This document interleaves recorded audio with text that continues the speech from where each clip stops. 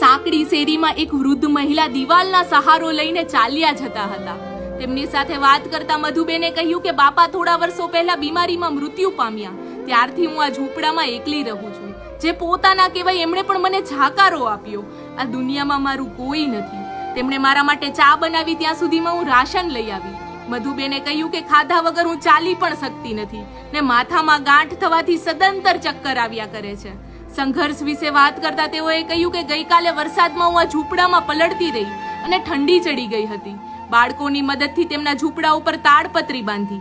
એકમાત્ર સાડી વિશે વાત કરતા તેમણે કહ્યું કે આ પલળી જાય તો હું સાવ લાચાર થઈ જાઉં છું.